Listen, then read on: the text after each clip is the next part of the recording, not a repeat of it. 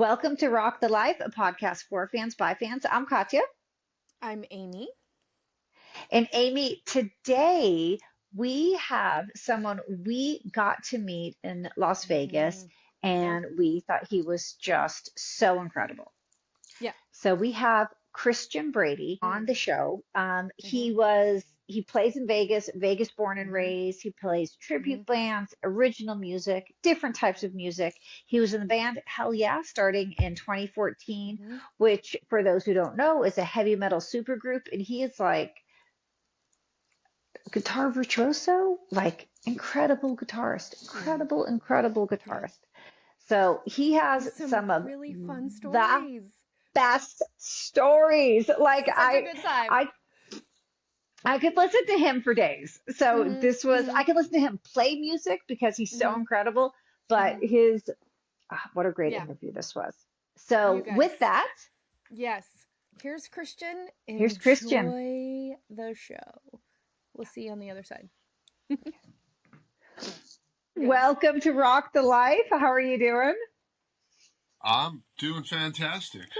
How are you Christian, it's both so doing? good to see you. You too. Good. So we have Glad to you say guys. I was like saying a few months ago, it was only last month that we were in Vegas and we saw Christian. That's right. Yeah. It's Really? a wasn't that long ago. Yeah, it was. Yeah, it Oh was my gosh. February of What on 26. earth?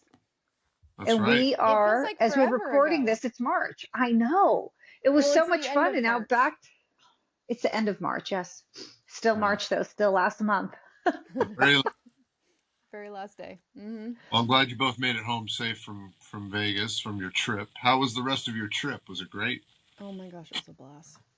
Mine was like I left like right after, and I did hmm some. hmm There were storms going on in the East Coast. I was rerouted across the country, but made it back to Italy. So that was like We left the very rock next and day after yeah. seeing you. hmm Right. So bright Right. and Yeah, early. because you guys came to the 40 Deuce show, right? Rock and roll church. You guys no, you Oh, guys came to Rock and Roll Church, but then you came to the other show, right? some of us did, and then some of us didn't. Actually, our friend Tracy ended up on her way home having to go to the ER. So it's actually Okay. good because she had influenza A that Oh, So I hope we some all of didn't us get weren't that. there. Yeah, I know. I uh, know. It was crazy. But, being was in she Vegas affected? when you're not used to being there, Yeah, yeah, yeah, she's good now. yeah. But it was like she got so sick. So we didn't share that. So that's good. That's Yeah, good. that's never Well, But so Diana and Brenda and I think Becky were at that show in the evening. yeah. okay. Okay. Yeah. Oh, that's right. That's right. That's right. I Mhm. remember. That's right. Yeah. Mhm. Yeah, that That was was really. So, Yeah. Yeah. well. So mhm. Christian Kessel, what's the vibe like in Vegas? What are you up to right now? Well, Vegas is oddly enough, it's just cooling down a little bit this week for a moment, but it's been warm here. It's been in the 90s. Yeah, it's like we went straight from winter. We had like 3, 4 days of spring, and then it's like high, almost 100 degrees. So, Oof. but it's a little cooler this week and part of next week, so it's not too bad. But then I think after that, it's just gonna start shooting up, and I think we'll have a pretty pretty warm summer. But I I think heard. things are good here. Been plugging away at the new show over at Mandalay Bay. That we Oh, kind of touched on for a minute. I'm sure we'll get into that more. Mhm. But that's been going really well. Franky's been keeping me busy, and we just did another really cool show Saturday night out here at the Tuscany, same place you guys were at. I Mhm. played with this. I played a couple of Zeppelin things, but one of them is called the Moby Dicks with. I don't know if you know who Brian Tishy is. Really incredible drummer. Played with a bunch of artists over the days. Phil Soussan was the bass yes, player. of course. Chaz West is a singer. He used to sing for Bonham Yeah. Oh, back in really? Oh, I yeah love his voice. yeah. It was a really great night. Had a sold out show, and so that was his last Saturday night. So that was fun. Wow. Yeah, just Always keep. something. Yeah. Well, so for the listeners who have not heard you play before, how would you describe your music? Well, I guess there's a few ways. I mean, I do a lot of different things, right? So I Mm-hmm. have Yes. bands that I do original stuff in that I write in, which of course the main one was Hellyeah, Oh yeah, yeah. and that was metal, like that was heavier stuff, which I grew up with. Is always in the DNA. Yep. I do a lot of stuff. I do. Out here in Vegas, we all keep busy and work as well. So, you do cover stuff. You do, have the show with Franky that we do is half original, half cover, but that's a whole different bag. That's like Latin, blues, funk, rock, soul stuff. There's a three-piece horn section in that, and it's a 10-piece band. So it's crazy. It's a whole different bag. So Wow. I do a lot of different styles of music, and I love that because it keeps things fresh. You know what I mean? I don't ever get burnt out on one thing, and I think it also kind of lends to just making you a more well-rounded Yeah. music over Yeah. time. And I've been fortunate to get to do that. So Well, okay, so let's rewind it a bit. When did you first pick up the guitar? Mm. a lot of years ago, maybe give that away. I was 10 when I got my first guitar. Wow. Okay. I started taking it seriously before I turned 14. And Oh wow. get into all that with you if you'd like. Um, Yes, I want to know. I want to know like who influenced you? Why did you start playing? yeah. So when I was a kid, we had a friend of the family. His name was R.J. Fox, and he was a phenomenal guitarist. He was a flamenco classical player. He studied in Oh. Spain at the School of Segovia out there, and Mm. when he came back to town, he used to come to our house, and my mom would make dinner, have him over, and we'd all hang around, and he would play for us at the end of the night. And I remember being excuse me if I'm sniffing a little bit. My allergies terrible out here, It's all windy. My good. eyes. We're with you. We're with Yeah. you.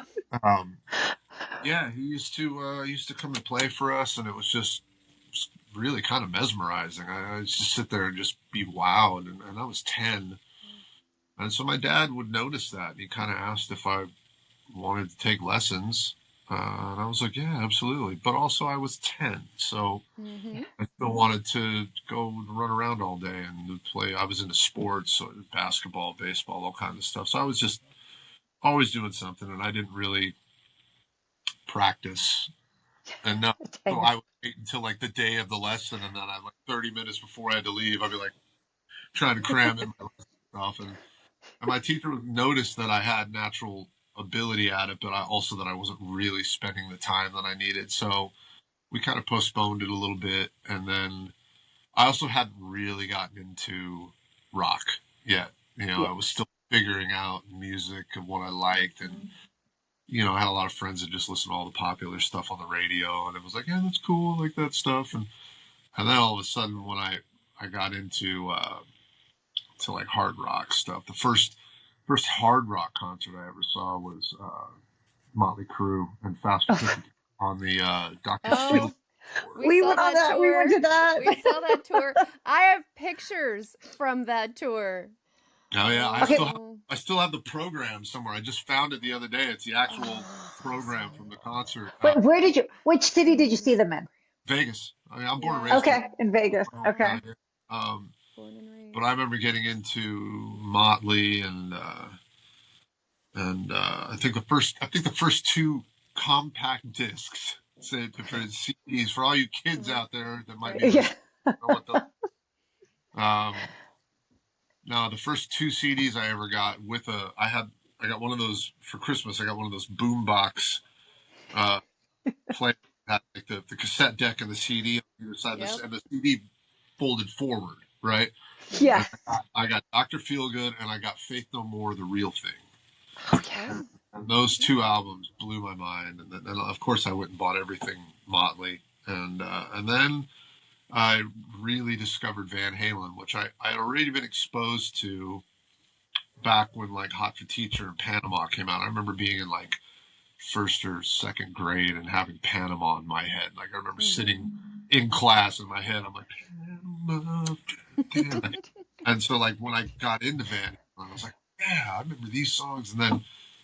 And so obviously I didn't discover them until a bit later because I was 2 when Van Halen came out, you know. Yeah. Yeah. So that just was everything. I mean, Eddie was. Yes. I got to go see Van Halen when I was 15, front row at the Thomas and Mack Center, right in front of Eddie, and that was just life changing. That was the moment where I decided I was going to do this forever somehow. I was to figure out how I was going to make music for the rest of my life on that level somehow. I had to do it. Yeah. So. And then you started practicing. You committed to the practicing after that. Well, actually, it was before that. So it was right before I turned 14, and before I saw Motley, that I had gotten really into playing, and I had discovered Motley at that point, and then more rock and roll stuff. I started getting into just all kinds of, Black Sabbath and Kiss, and so I started going back, finding all just going back and finding all the good stuff, right? And I'd have just kind of sunk its teeth in. So I would play. I started taking lessons again from the same gentleman. Okay. But before that, I actually had just picked up the guitar again out of the closet and all my old notes that he had given me because I started getting into rock and roll, and I was like, I want to play the guitar again, and I just started doing it. And so for about 6 months, I just went over all the old notes and started practicing and remembering, chords and blues scales and stuff like that. And my dad kind of just watched and wanted to see how serious it was. And finally, he's like, "Do you want to take lessons again?" I'm like, "Yeah." And then that was it. So I used to play 6-7 hours a day. Yeah. I used to fall asleep at night with the guitar in my hand. Oh. And then I'd wake up in the middle of the night, drooling like, and the guitar's still there, and I'm like, okay. Start playing again. And, all right, I'm gonna go to bed. But it just was, that was my life. I didn't really hang out a lot when I was younger. I played guitar. I loved it. That is so. In 2014, you joined Hellyeah. How did that come about? Right. Yeah, that was a pretty amazing time. I was already really good friends with Vinny. Vinny and I were very close. He had a house out here and a house in Dallas, and he spent more time here in Vegas than he did out there. He loved Vegas because he could be out every night. He loved to go see bands. He loved to support. He just loved live music. He was really one of the coolest dudes in the business that I've ever met. He was just so giving and loved to support everybody, and he was really cool, man. And anyway, we became friends. I got introduced to him by another mutual friend of ours. I don't know if you might know him, actually. He's done a bunch of this kind of stuff. But Doc Ellis, who's out there in Vegas, he played with the Sin City Sinners for a long time, and then he plays with us, plays bass with Franky now with us. Played with Rat for a little while. We played with Bobby Blotzer's Rat. Anyway, so, all right, do you want like a little, the shortened version, or do you want like I want to hear it. I want to hear it. Doc and I've known Doc for 20-something years. We've always been really close. And it's my neighbor driving by on his motorcycle. So we used to hang out at this place out here called the Dive Bar. And it was everybody's favorite location at the time. Sounds perfect. Run by really great people, Nate and Angie, and they always took really great care of us. And so we were always in there. And then finally, they loved us. We always get up and play with other bands and stuff. And so they asked us one night, they're like, "Hey, do you guys want to do like an acoustic night, like a duo thing?" And he's like, "We can't really pay you a ton of money, but we'll give you free drinks and blah, blah, blah." And we were like, I mean, we're probably here anyway. We might as well do that. So we did Tuesday nights, and it was me and Doc, and we called it the Booze Brothers. And, it was an excuse to drink for free and play whatever we wanted. We played everything from the Sex Pistols to Billy Joel to just whatever, took requests, didn't matter. And he knew Vinny because Vinny would guest in with the Sin City Sinners once in a while. And so one night we're getting ready to start, and he goes, "Oh man, I forgot Vinny's going to come by tonight." And I was like, "Vinny Paul?" And he's like, "Yeah. I'll introduce you later." I'm like, Okay, I'll play well. So we do the first set, and sure as can I Shit. do I Sure as shit. Yeah. uh, Sure is. they walk in. It's just two of them, it's Vinny and his buddy Brian, which we call Bry Dog. That was his nickname, and they sat down and watched the set. They're having a great time and having some drinks, and so we get done, and Doc walks me over and introduces me, and he's like, "Hey man, it's great to meet you, man. You sound great." He goes, "Who else do you play with?" And I was playing with Franky back then. I played with Franky Perez for over 15 years, and we were doing a residency at the time at the Palms every Sunday night, and it was a rock thing. It's like we would have a lot of guests come in, like Dave Navarro and Billy Duffy and all kinds of people. And so I told him, and Doc was like, "Yeah, you gotta go see those guys." He goes, "Oh, this Sunday?" Yeah. He goes, "Oh, I'll be there, man. I'll bring some people." And I'm like,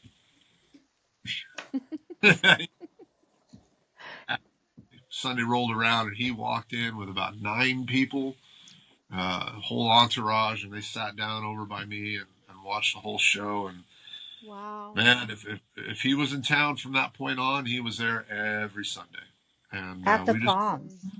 we started becoming friends, and then all of a sudden we started hanging out. And once we did after the Palms one night, we were going to hang, and they were going to hang, and he's like, "Hey, come hang with us." And so I packed up all my stuff and went and met him, and we hung out until God knows what hour of the morning. I think I actually passed out at his house in one of the bungalows, and after he made breakfast for everybody at like 5 a.m. or something. Wow. But from that night on, I got the text every day, and it was like, "Hey, what are you doing tonight? We're going here. What are you doing? We're going." And so I was just kind of in the gang, but we were really close, man. We hung out a lot, and when they started recording Blood for Blood, that was in 2013. They did it here at the Hideout Studios with Kevin Churko. That was the first record they did with Kevin. And I was kind of around for all of that. And I met Tom, the other guitarist in Hellyeah, who's like my brother. And he started coming out to see me play with Franky. With Vinny, they get them recording, and then he started coming out. So the next thing I noticed, like, they're always at the shows, and Tommy's with him. I'm like, and I didn't really think anything of it. I was like, "Oh, cool." They had just parted ways with their other guitarist and bassist. And so February 2014 rolls around, and I was getting ready to leave for the UK. I was doing a run with Jizzy Pearl doing a love-hate thing.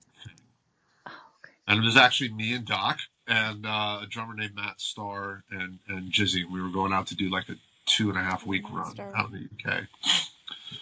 And right before I was leaving, I got a phone call, and it was Tom. Tom's the one that actually called me, and he was like, "Hey man, so I've been thinking a lot about this, and I love the way you play, and we're going to need another guy when we start touring, and I'd really, really love to have you involved, man. What do you think?" And he's like, "Take a couple days and think it over. It's going to be a big life change." And I was like, "Yeah." And I was working a lot in Vegas at the time and making great money, and I was like, "Man, okay, so I'm going to walk away from everything I have and go do this." And but at the end of the day, I was like, how can I not? It's everything I really wanted to do, and I chased that for years. I had original bands for my entire life. Wrote, recorded, showcased for every label, all the stuff, and finally I get the call when I'm and I was 37 at the time when I got the call from Tom, and so our first tour was direct support for Avenged Sevenfold in sports hockey arenas all over the country. Oh my God. It was like right into the frying pan. It was crazy, and it was great. It was just a blast. We just had a great time, and that was Yeah, that was how it started. And then That's awesome. stayed with him until, we lost Vinny in 2018. And the last show we played was on the Celebration of Life stuff we were doing. And we were blessed to have Roy Mayorga fill in on drums from Stone Sour and Ministry. And he and Vinny were very close. And the last show we played was Shiprock in February 2020. Wow. We were lucky. We got off the boat, came home, and like a month later, Right as everything. the world. Yeah, Yeah. everything was. Wow. In fact, we were celebrating Vinny's birthday out here, and a bunch of people from Texas flew in, and we had a huge get together at Planet Hollywood in the steakhouse, and we were all hanging out, eating, and just celebrating Vinny. And while we're watching the TVs all around us, and we're like, "What's happened?" NBA cancels its season. NHL cancels its season. And they started talking about other places being shut down. And we're like, what the fuck is happening right now? And literally, it was like 2 days later, everything was shut down. And they're like, yeah, you can't. You gotta wear masks everywhere you go. Everybody's got to stay home. We're like, 2 weeks to fly. Now, Okay. okay, so I was just thinking of like I think of other places, but Vegas, was it a ghost town? It Or the was Strip would have been a ghost absolutely town. like a Just scene out of a movie. It was crazy. Nobody on the Strip, downtown, empty. It was like, and the Strip, all the lights were on. It was the Strip, but nobody was there. It was crazy. I used to ride my motorcycle down the Strip like probably 3 times a week because I never would before because it's nuts. People are out of right. Risk your life for that. So me and a buddy of mine used to go up and down the Strip all the time during the pandemic, and there was not a soul, like nobody walking, nobody. I mean, all the buildings were just. It was like a scene out of a movie where a town evacuated. Zombie apocalypse coming. Yeah, it was never seen anything like that here, and probably never will again. Yeah. And it was really heavy. I mean, I'm born and raised here, but I've never seen this town like that. And That's because you think of some towns, but Vegas is always like pumping with people, and I was just always that would be okay. always busy. So with the guys of Hellyeah, what stadiums were you playing? Where were your tours? I mean, we did the first tour was 8 weeks. It was all over the U.S. and Canada. So we were, I mean, all over the country. I mean, I've been, we've done a couple of those really big tours. Like that one was big, and we did an arena tour with Five Finger Death Punch and Volbeat, and that was a big tour. So they co-headlined, and we were the direct support, and that was a great tour. So I mean, we played everywhere from like, the arena in Detroit to where did we play? We played the Joint out here. So we played. I played everywhere from the Machine Shop in Flint, Michigan, that holds 400 people, to the Whiskey in LA with Hellyeah that doesn't hold that many people. 200 people, yeah. They're like playing the Download Festival in the UK to 85,000. So wow. It's such a contrast of size venues and crowds and everything, but you treat everyone the same. You put on the same show because everybody that's there deserves to see the same show, right? So it's pretty interesting. And to be honest with you, the shows that are smaller, where people are really like close and in your face, those are more nerve-wracking than the people when you're playing the show to like a sea of people, right? Because that just becomes like a noise, right? It just becomes it's just massive. It's fine. You only see the people in the front row, right? Or the first few rows, and that's not as bad as playing when you can see everybody's eyes. Like when you're like, oh, I'm locking. But I loved it either way. I love every size venue. I love just every situation is different and great, and the adrenaline you get from a crowd of 80,000 plus people is insane. Right? Oh my gosh, But I can't also even the imagine. intimacy of a 200 person room is really cool too. It's kind of like what you guys saw at the Tuscany. We did the church, the rock and roll church. Speaking of that, I have a question. How did you meet Andrew? Huh. Andrew Freeman, that is. Yeah. Fantastic vocalist. We had a 90s thing that we had put together back in the day, me and a couple of other really good close friends of mine, called Sabotage. And it was like, you know, back in that era, a lot of the cover band things, and you'll probably remember some of the other ones, they were like themed bands, right? They had like Boogie Nights, which was the Yes. disco thing, Basmatics, Love Shack, all those kind of bands that did the costume themed band thing. It was a big thing back in the I liked late it. 90s.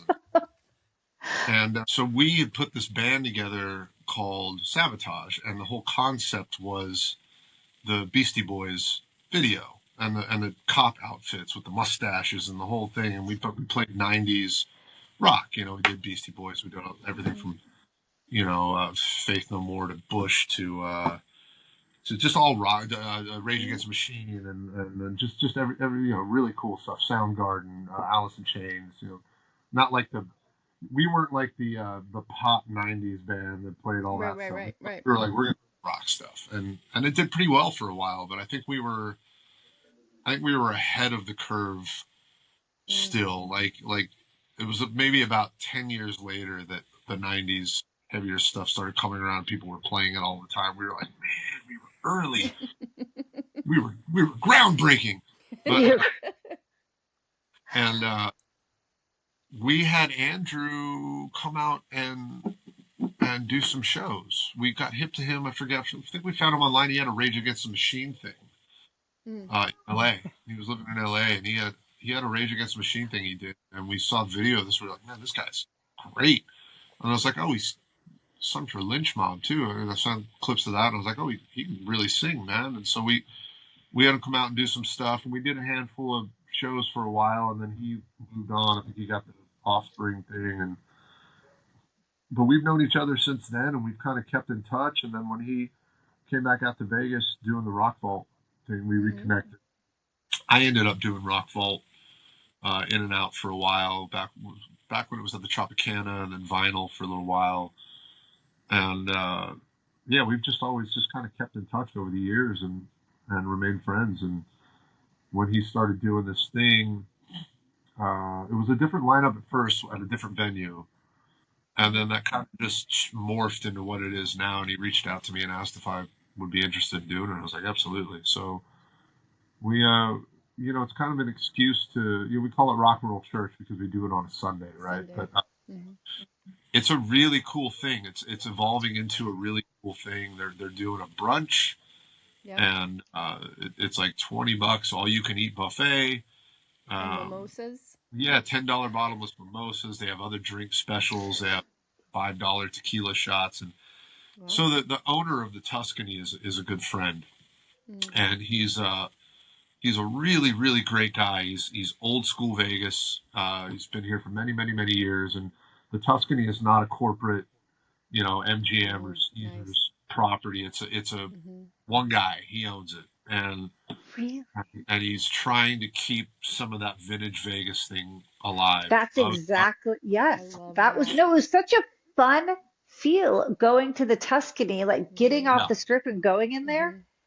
It was actually a more relaxing feeling because of how intense some of the places on the strip are. But the Tuscany felt like we had lunch there. We relaxed. I really enjoyed that.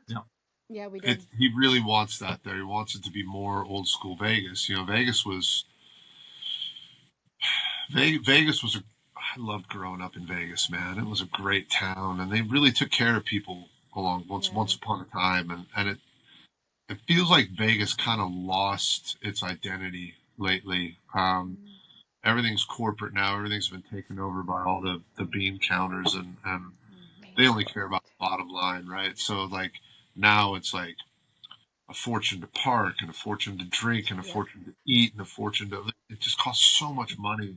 Yeah. And I think they lost sight of what made Vegas special in the first place. People came here because they could feel like they were somebody. They felt like whoever they were in their hometown, whatever, Bob and Susie that work at the bank in, Wichita, Kansas, but they come out to Vegas and they spend a little money and they get treated like royalty, Oh, hey, go see a show on us, go hit the buffet. And, oh, you guys you're gambling? Yeah, here, we're going to comp a night on your room. And you feel welcome and part of the, and look, at the end of the day, they did that because they want to keep them in the casino and gambling, right? Because that's the bottom line, but they still took care of everything. Where now it's like you can't even barely get a free drink if you're gambling. You have to like put your card in. Oh, you have this many points on your card. It can get you one drink, and you're like, so very different feel.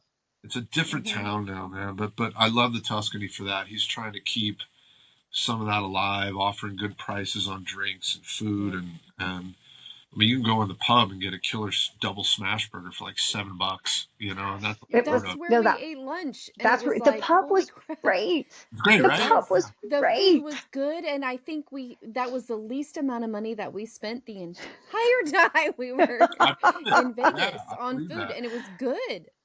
Yeah. Right. And so we that was an we were talking about staying there the next time we come. We were like, let's keep that vibe, and let's. It's a Sunday, so a lot of people don't want to go out late on a Sunday. So we were like, instead of doing it like an 8 or 9 o'clock show, let's do an afternoon show. Let's make it a brunch, and people can come and day drink. Day drinking. Yeah. In bed at a good hour, and they go to work the next day, no problem. And it's, or fly home and make the airport at 6 a.m. Yeah, right. It was great. And it's great. So. It's been doing well, and we pretty much just play whatever we want. And people are like, "What is it? It's a church?" We're like, "No." God's a rock and roll. You know what I mean? Oh my gosh! And whatever you want to drink, But you and Andrew were so funny, bouncing off each other the way that you do. It was so much fun. We were giggling. If we weren't rocking out, we were giggling and laughing our butts off. It was so funny. It was so funny. Good. And then, we've had Andrew on our show, so that was us meeting him for the first time in real life. Oh, okay. And it was it was a riot. It was hysterical. It was kind of, he was really funny on our show. So we kind of knew what to expect a little bit. Didn't expect some of the jokes that we heard, but we were like, ha, ha, ha. And then it was so funny because half the time you're like, he's not serious. He doesn't do that. That's not. And that's why it was so funny because we were like, ha, ha, ha. Anyway. I think people don't know what to make of that sometimes. And they think, are they really backstage doing that stuff? So not. It was funny. It was hysterical. The rock and roll stereotype. So we kind of play that up, but it was so funny.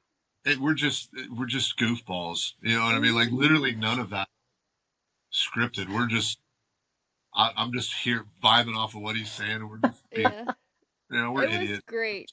Yeah. It was fun. It was a really good time. It was a good time. It was fun. So, Christian, breakdown. We just had a touch of the Vegas music scene when we were there. We had an amazing time. Everything from we saw the Big Def Leppard show, but then we went to Caspian's, and then we went to the country bars on the other side. We went to your show. What is the Vegas music scene like? And growing up there, were there just always concerts and bands to go to, or? Yeah, it used to be more so when I was younger. There was always lounges in every casino. You could actually go see some really incredible bands most of the time. Some of that has gone away, and I think that's just because, like I said, everything's about the bottom line now. So the first thing they cut is that. They're like, I will get rid of the band. We don't want to pay the band right now, or pay them nothing. You know what I mean? So it's turned a little bit into that. It's a little sad because this used to be the entertainment capital of the world, right?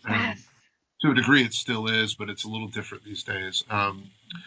We used to have a ton of rock bars. We just lost Vamped. Vamped was one of the greatest rock bars in the country.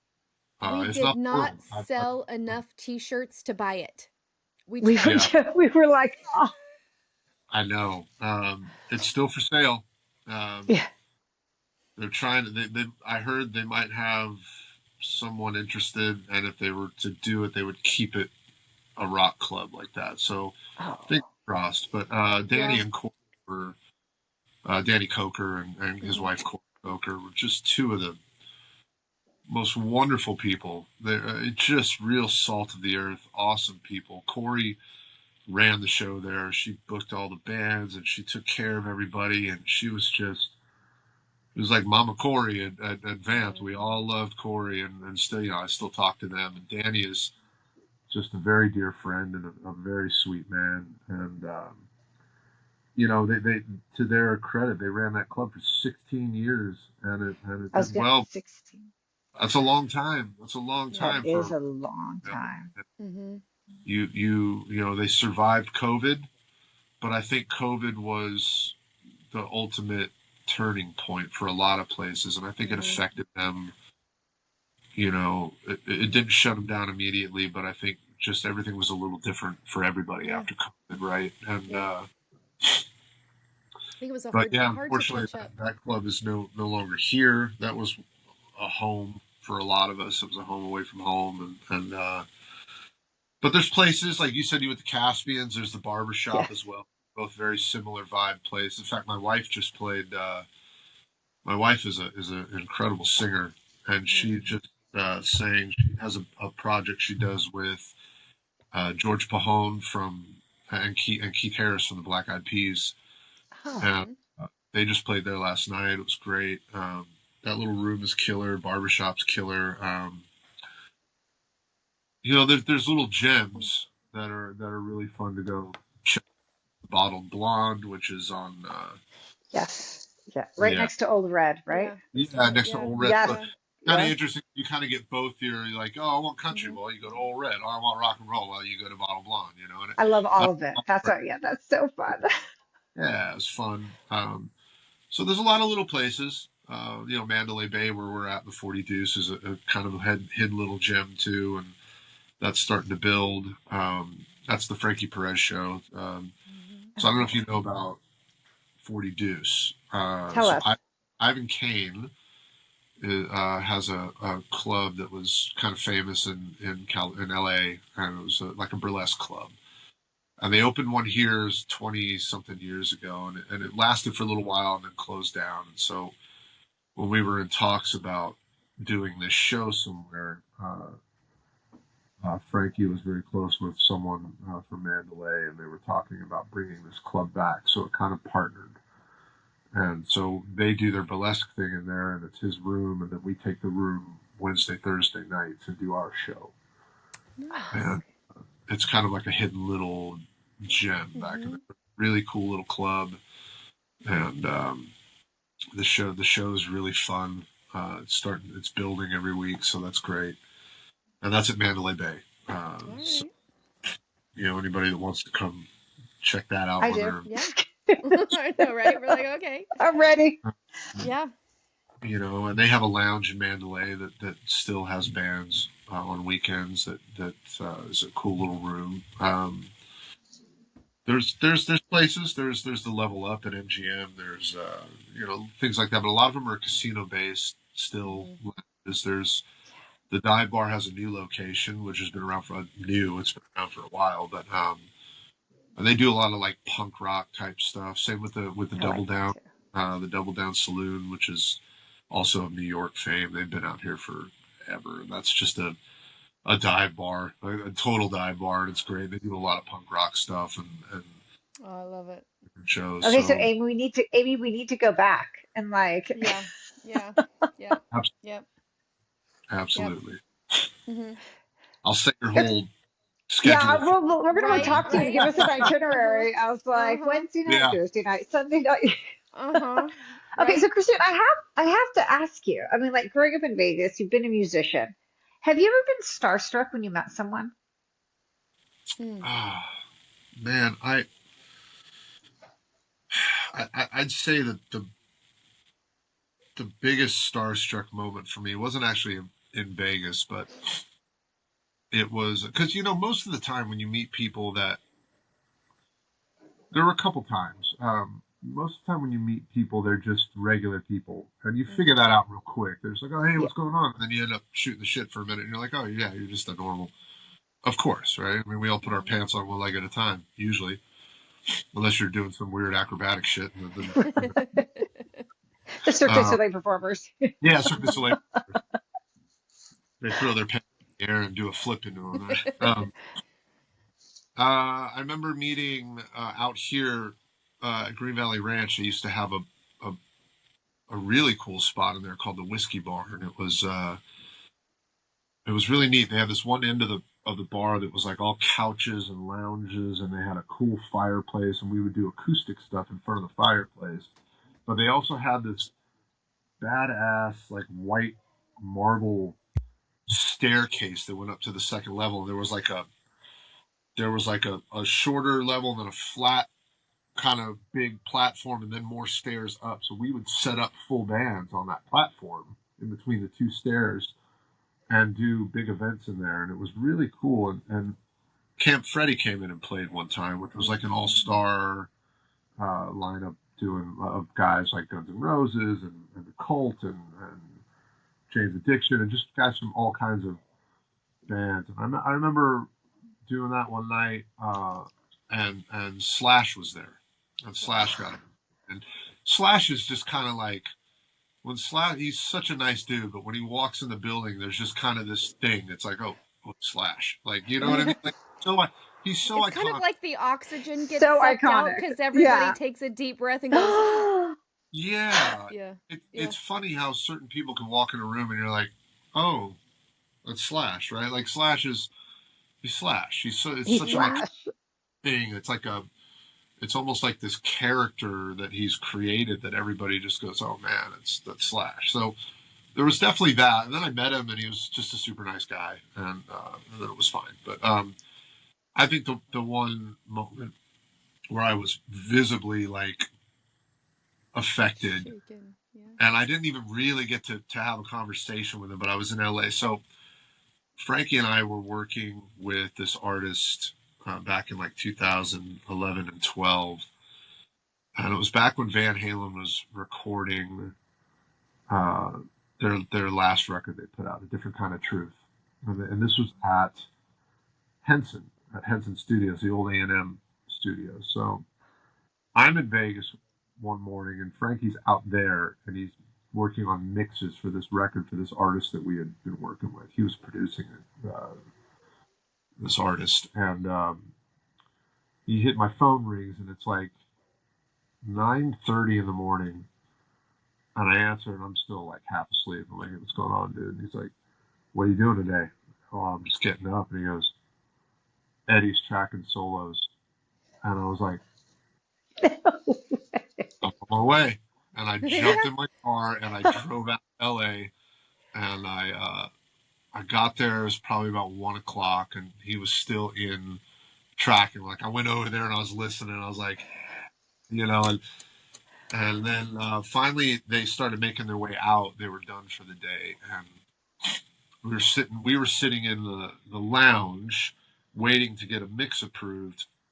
And there was like a hallway that walked from their studio past the lounge, and the lounge had glass windows so you could see from the hallway into the lounge. And so we're sitting there, and all of a sudden David Lee Roth walks by, and Dave's Dave. He looks in the he sees us, and he looks in around the corner of the door, and he's like, all right. Okay. He just walks off, and that big David Lee Roth grin. Oh. And then Alex walked out, and he was on the phone or something. He just kept walking. And then Eddie walked out, and he walked by, and he kind of poked his head around the corner, and everybody was like, hey, see you guys all later, because they'd all gotten to meet him earlier in the day, and I got there, and they were already. Mm-hmm. So it was like, see you later. They're like, oh, hey Ed, see you later. And Franky was laughing at me, and to this day he still laughs about it. I looked, and I was like, hey Ed. And he's like, and then walked off, and I was like, What do I do? Do I go out? Do I say hi? Do I go? What do I?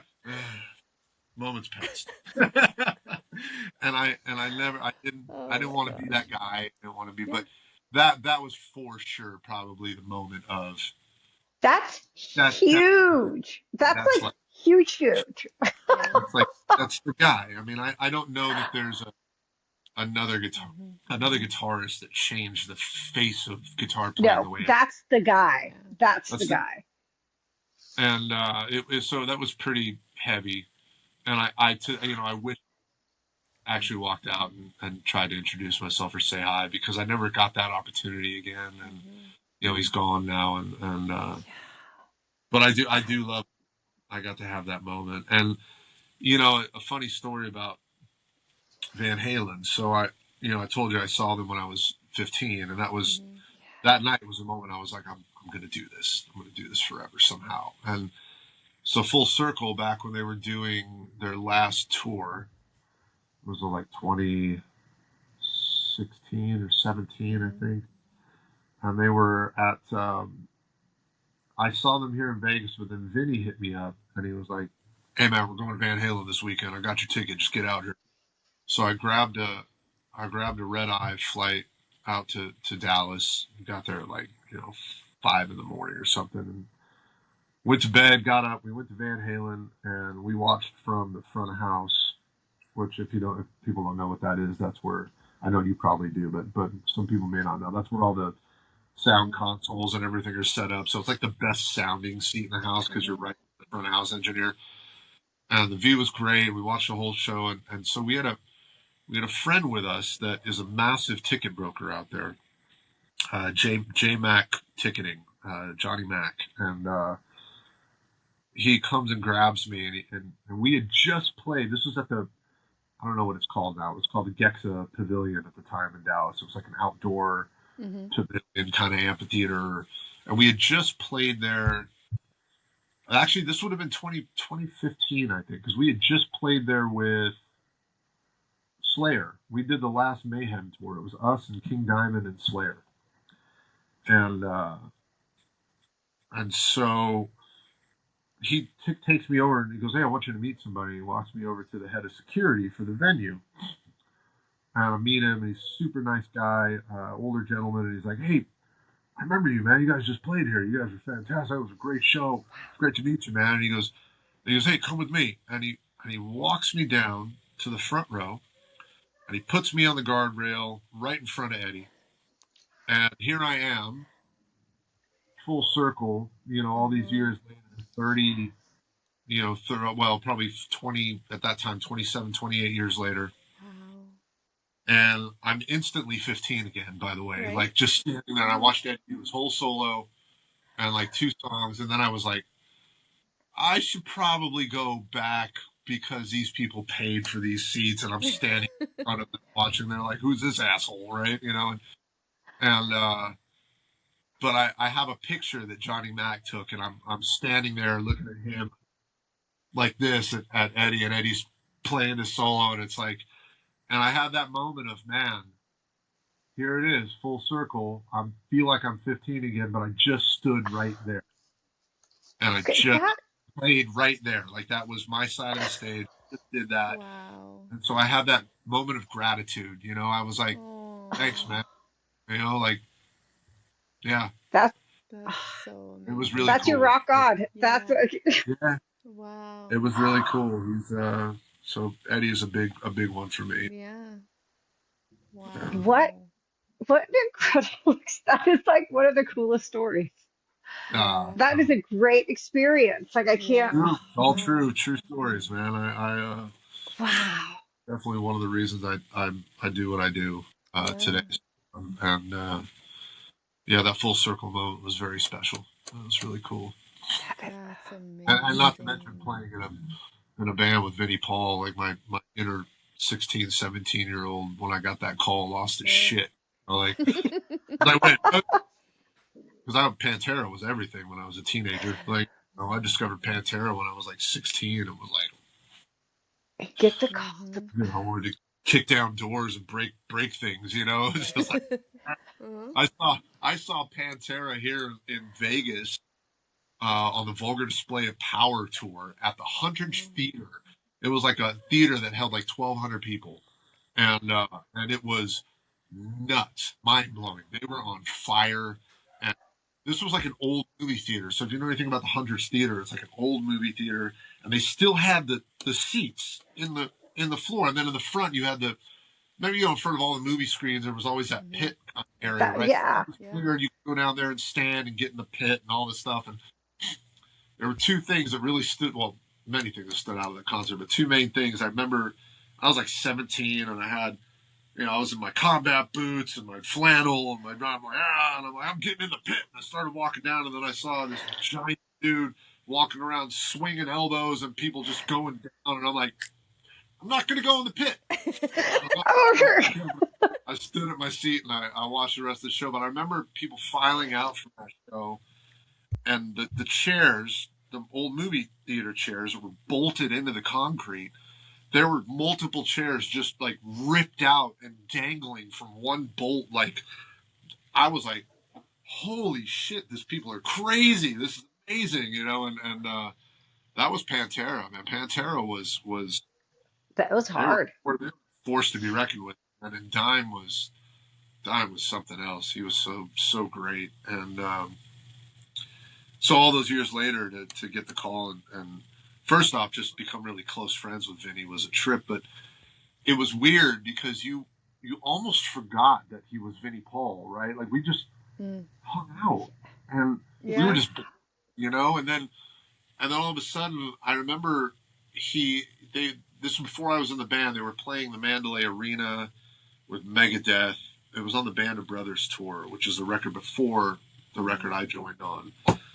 And he texted me. He was like, "Hey man, we're playing Mandalay, blah blah blah. Do you want to come to the show?" And I was like, "Absolutely, I'd be honored." And so he took care of me, got me in, and I'm standing there waiting for him to go on, and the lights go down, everything comes out, and then all of a sudden the lights go on the drum set, and Vinny walks out and stands up on his seat, and the place loses their mind, and I'm like, shit, it's Vinnie Paul. Like, you know what I mean? I'm like, I forget my bro that I hang out with all the time is Vinnie Paul, right? And I just got the goosebumps, and I was like,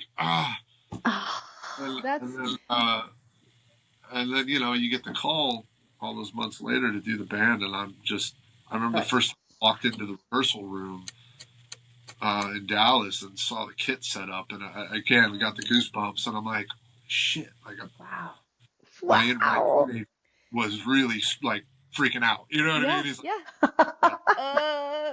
You're like, that's oh, one cool, of the neatest things. That's one of the neatest things that I love about chatting with musicians specifically, because you get to meet so many people who have become peers with their idols. It's like it's a whole different experience when you look up to somebody, you admire them, and you love their music, and then you're friends. And I just, that to me gets me every single time. And on top of that, like, you were the kid at the shows, and now you're giving that experience to others. Like, whoa. And that was lost on me either. I always tried to connect with people in the show and like lock eyes and smile and like, and then get the horns. And, you're like, because I wanted a moment when I was a kid in the crowd, I used to think about what used to get me every time. And it was if an artist really like saw you and like looked at you for a moment and you locked eyes, you're like. You remember that. Yes. So I tried to give that to people when we played and really have a special moment because it means a lot. And you're right. It's crazy how it's kind of like a club. And once you're in the club, everybody's like, "Hey man, how's it going?" And you're just in the club. And it's a trip. Like everybody's, for the most part, everybody is really cool. And just, I had so many great experiences with so many great people. And I've been so fortunate to see a lot of places in the world and play to a lot of different types of people and venues, it's I wouldn't trade a single moment. That's amazing. It's truly an incredible life, and if you're lucky enough to get to experience it, and there's nothing like it. I was blessed enough to get to do that. So It's so amazing. Grateful, every day. It's and I'm still trying to still doing it, So I'm still no, you have that too, it's in you. Health wise and everything. I'm able to keep doing what I do, and I'm grateful for that too. and everyone loves and everyone. my wife, so. Yeah, I know. yeah. I was so sad we missed that night. I was so sad. But Diana was. Well, that's okay, Amy. We're going back. Yeah, we have to go. We're going back. We'll go. We'll go hang, and we'll find a spot. Okay. So, Christian, we are going to talk to you more again, I hope. But before we leave, I have some rapid fire questions for you. Rapid fire. Okay. Doesn't have to be that quick. Okay. Yeah. So this is what I'm also getting from okay. Have you ever played the flamenco guitar? My first guitar was actually a nylon string guitar, and I have done things like that. I've recorded some solos that are very that style, and I do play. I can play fingers on some stuff. I wouldn't say I'm a flamenco player by any means. That technique is so intense, but yes, I love that kind of guitar. Okay. Rapid fire. Okay. Best late night food spot in Vegas. Oh. Damn. Well, that's changed over the years. Actually, one of my favorite spots to go to right now is currently 3 minutes from my house, and they have a pizza place in there called Naked City Pizza, and it's been around for probably the last 15 years, and it's some of the best pizza in town, and they happen to just put one right in a bar next to my house. So I'm like, nice. Okay, we're gonna get. What's another spot that's really good? Most of the time now there are bars that you just have in neighborhoods. This is where we go hang. There's a few of those around town that we go to. Yeah. So yeah. Okay, so do you? And I think I might know the answer to this one already. Do you prefer a Vegas pool day or a night show to go to?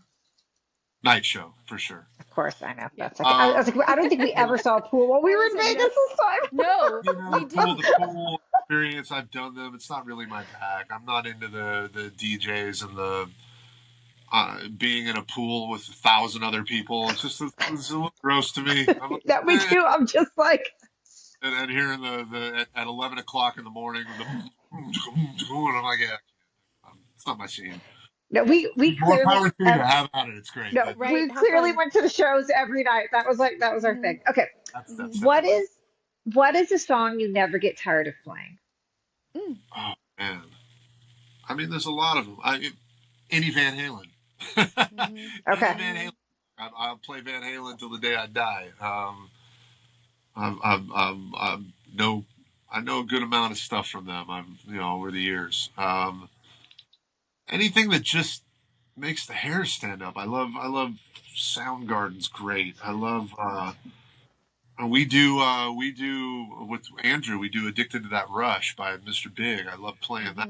Anything that's just cool. Okay. Songs that I could handle never playing again in my life, even though I think they're great songs. I've just played them a million times. It's like I love rock and roll and Hit Me With That Shot. You're like they're amazing, great when you hear them do it. But I'm like, I don't want to play this song. Yeah. I do have to say thank you because at our show, at our rock and roll church, Andrew knew why we were there. He knew we came to Vegas with Rock the Life and that we were at Def Leppard the night before. Right. Like he knew kind of we were coming. I kept him in the loop, and so when he got you to put you on the spot unrehearsed with those Def Leppard songs, Like we were like, oh my gosh, we were so thankful for that. But you were straight up like, we could tell you're like, I don't, but you handled it so well. We had such a good time. So Yes. thank you Thank for you. playing those songs and not you letting hear songs him many talk you times out in of your it. life. You hear them so many times in your life, you're like, I kind of know how it Yeah. Oh, goes. you can do anything. Try it. And, Yeah. It was they were great. close. They were We were close. Yeah. getting happy. Yeah, Good. we were. Okay, Amy, I'll just do So, two more thank you. questions. I have a few more. I Yep. have a whole list, but Yep. I'll do. Okay. What is the most, in your opinion, underrated band right now Oh, that we should be Rival listening to? Sons. Okay. The Rival okay. Say Sons. Rival Sons. Okay. Rival Sons. RIVALSONS. Rival Sons. Are they Note based taken. in Vegas? No. Okay. I believe they're a California band. Okay. See, the fact that you've never heard of them makes me sad. They Okay. are I'm starting tonight. Right. and going to see them really literally is like a church experience. Like it's incredible. This singer Jay Buchanan is just unbelievable, and the guitarist, his nickname is Fuzzlord. He's fantastic. Okay. He's got just the greatest tone, and it's just an honest rock band. It's it's everything that, like, people love about, say, Greta Van Fleet or something like that. And they're good. They're fine. Excellent. Rival Sons is honest about, like, they are the modern day Zeppelin, but without being Zeppelin. Does that make sense? Right. Like, Yes. Yes. just Okay. Yep. yes. I'm Rival always Sons. looking for. Just I'm stand up. looking for it. I'm ready for it. Okay. My last question for now, until we have you on again. Um, Give me one word to describe Vegas. Oh, One word. that's hard. How about I mean, 24/7 is the first thing that comes to mind. I Yeah. mean, it's Yeah. That's a true. 4-hour town. It used to be more 24 hours than it is now because of COVID. Things changed a little bit. It's still pretty 24 hours. Yes, that's them. Rival Sons. Okay. I got it. Okay. It's what I'm listening to this week. Mm-hmm. Mm-hmm. All right, yeah, and shoot me a message. Let me know what you think. I will. I'll send you a couple of song titles to check out. Okay. Please do. You're like, Okay, and actually, one last question. Do you have any European One more. tours? Any European tours planned in the next year? Oh. European tours? No, Okay. not at the moment. Not at the last one we had planned was when before Vinny passed, and then we obviously had to cancel that. So I would love to get back over there. I love it over there. It's Okay. beautiful, and the food. Oh, the food is Right. the best. That's her question when she says, "Okay, I want to see you live." Like, is there any way that you're going to be Yeah, anywhere close? I That's thought her that. question for that. I wish. I would love to get back over. Yeah. It's not to say that it won't happen, but at the moment, Right. there's nothing. No. Okay. Always a lot of great festivals out here too. So yeah, Yep. that's Yeah, I played a lot of them. They're fantastic. uh, Oh gosh. In fact, we played a little outdoor area in Udine, Italy, which is up on the top up kind of Gulf north. area. Beautiful. It was really random and it was gorgeous. Yeah, you got time for a quick little story about that? Yeah, You'll love it. absolutely. So we go out and we play this show, and it's like it's in this field, and there's a stage and lights, and we're like, this is great. What is this? And it just kind of seemed like it was in the middle of nowhere, and we're like, okay. And there was a ton of people there, and we had a blast. And in the day, we were there the day before for a day off, and it was in August. So as you know, Italy kind of shuts Really down, hot. but they also shut down, right? That's like their time Yes. when everybody There's nothing. goes. Yeah, nothing's open. Right. So the promoter was able to put together a dinner thing for us. And he goes, I found this spot. We'll go either. We're thinking we're going to go to this little restaurant. No, we go out to this farm, and they have this whole huge wooden, gorgeous table set up on these bricks, lattice overhead, vines, and all this stuff. This beautiful little area. and it was literally everything about the meal was from the farm. So everything was grown on the farm. They even had the meats were from the slaughterhouse next door. Like everything was fresh, and the wine was from the vineyard on the other side, and like it was unbelievable. And so we had this incredible meal, and then my other guitar player Tom, he's so funny, man. He loves and we all do, but he loved like tomatoes and things like that, and just having to like cut and snack on, and he goes, hey man, because the tomatoes, as you know, they're all out there. They're all heirloom tomatoes. They all look like amazing. they all look like pumpkins, right? And he goes, man, is there any way we can get a couple of those tomatoes to take on the bus? And the guy's like, let me see what I can do. And he comes back with a crate, and he's like, this is for you. And we're like, oh.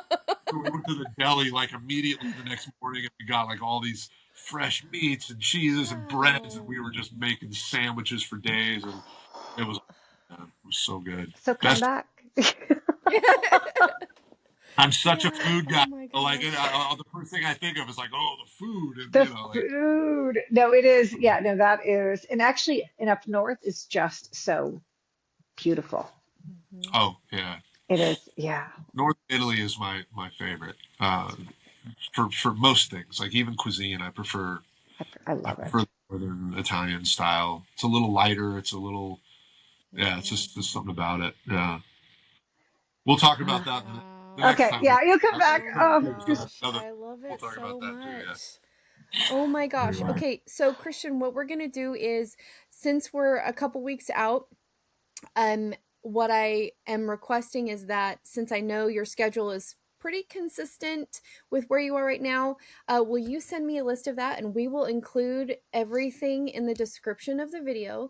So if anybody wants to check you out, you can give me like dates and where you're going to be, and when and where, and that will be in the description of the on YouTube, on Apple, on Spotify, all of that. So if anybody listening wants to check out Christian, you're gonna know where.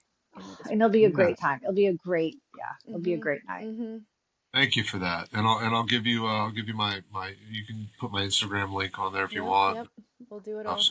We'll do it. Yep. Very cool. Perfect. Great. Thank you for that. Thank you so much. Thank you. I'm so glad I had a blast. Out. Yeah, it was great chatting with you both. I look forward to doing it again. Yeah, we'll definitely do it again. And if you have something coming up that's kind of special or something kind of big, reach out, let us know. If we are for some reason booked and we can't get you on in time in order to air it in time, so give me a few weeks notice, then at least what we can do is help you promote it. But we'd love to have you back and help promote all of that with a whole new show and all that kind of stuff. So thank you for that. Really big fan. Always. And I hopefully see you again soon. I know you're in Italy, Katya, so I know it's a little tougher, but Amy, if you get out there, let me know. It does. But you need to find a way to come for more than just a couple of days. You know what I mean? I know. Diana is there, and we've had Diana on our show, and so I need to connect with her. And Amy, one of my dearest friends splits his time between Saipan and Vegas. Oh, okay. Wow, that's so that is like I have to. And last time with her, he wasn't there, so I have to come back. I know I'm going to. Yeah, maybe he'll do it this summer. We'll see. Well, whenever you get out here, you let me know. Oh, I will. I'm not going to Vegas in the summer. Then we could do full time DJs at the day. Best times for Vegas are like April and September. Those are great times in Vegas. It's beautiful. Yeah. September's still warm, but it's not. It was warm. July, August warm. It's starting to cool down. Like mid-September is usually. I mean, you're probably down in the 90s at that point, but it's nice though. Well, I'm in. It's a little different here than other places because I know people joke about it, but it is a dry heat, so it's not like a dry heat. Humid where you're just like sucker punch you. Yeah. It is different, and it's not too bad. Once it gets in the 90s, it's pretty beautiful. So yeah. Katya and I laugh because she's got the olive skin with her red hair, and my red hair is the really fair, and I'm like, She's like vampire. Everybody was freezing cold when we were there in February, and I'm like, it was for me. Amy's like, it's perfect. February. I'm going in February. I'll be in Vegas in February. Yeah. So anyway, Now, my wife all right, laughs. Christian, I'm cold. I'm like, oh, it's cold, and my wife's like, it's not cold, because she's from Quebec, so it gets cold up there. And she's like, yeah. Like, it's cold for me. Yeah. That's awesome. Oh my gosh. Well, Christian, thank you so much. And we can't wait to have you back. And see you again. Gracious, enjoy the rest of your week. Thank you. You too. Thanks for having me. All right. Bye. Bye. Yay. Okay, Aim. Come on. So I'm gonna give you a rapid fire question right now. Okay. Give me one word to describe Christian Brady. Just one? Just one. Cool. Yeah. I I was so just cool. like, oh, he's so cool. Like some of his stories, I'm like, can we be the person that gets in the club and hangs out with you? You know what I mean? I want to be that, and then we will be the ones saying, yeah, he's just like a regular guy. I know, right? Who's so cool. Like, yes. Have the full circle moment. Yeah, totally. I was so into that. It was so awesome. Oh my gosh. And we talked about it a little bit. We didn't get to see him and his wife do their show on the Sunday night after Rock and Roll Church. We really need to see that again. I really want to, you got to know that if he's like he is, his wife is super spectacular also. She's going to be amazing. Her. Yeah, I want to meet her. Totally. Like 100%. Incredible. I meant to tell you earlier though, you look so cute in your shirt. You look so my bedazzled shirt. Yes. Thank you. I need one of those like that. Oh my gosh, it's so cute. I could do that. Where'd you get it? Well, I got it on the website. And then once I got it, I bedazzled it. And how can you order this shirt, Amy? RTLmerch.com. And I'll be honest with you, we're looking at updating some of the designs and adding a few new things. We just haven't had the time at this point yet. So hopefully things are going to slow down here soon. I'm ready for them. I'm ready. Yeah, me too. I'm ready. Me too. I've been drinking out of this cup this whole time, and I know people are going to go, where do you have that cup? I'm going to tell you what this is. This is a Yeti with a sticker. Yeah. But I'll tell you, it's been through the dishwasher, and the sticker has made it through the dishwasher. It still looks great. It does. I'm pleased. So I am going to sticker up my Yetis too. Okay, Aim. It's been wonderful. Christian is so cool, and I'm ready. I'm planning my next trip to Vegas already. Right.